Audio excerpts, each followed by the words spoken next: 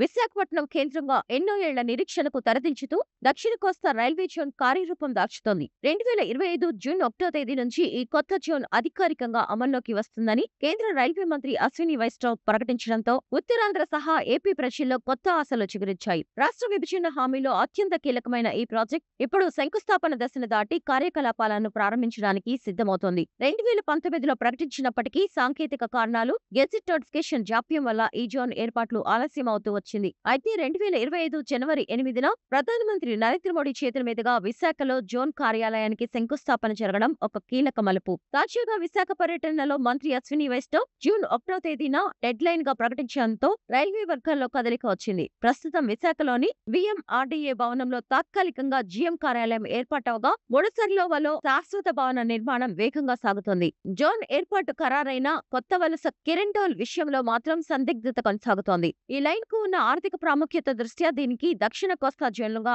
కలపాలనే demand బలంగా ఉంది. KK line ద్వారా వచ్చి భారీ ఆదాయం లేకుండా జోన్ ఏర్పాటు చేస్తే అది గుండెకాయ లేని శరీరం వంటిదని స్థానిక ఎంపీలు, వామపక్షాలు ఆందోళన వ్యక్తం చేస్తున్నాయి. ముఖ్యమంత్రి చంద్రబాబు నాయుడు కూడా రైల్వే మంత్రితో జరిపిన సమీక్షలో అరకు కొత్త వలస సెక్షన్ మరియు కర్నూలు డోన్ సెక్షన్లను కొత్త జోన్లో చేర్చాలని ప్రతిపాదించారు.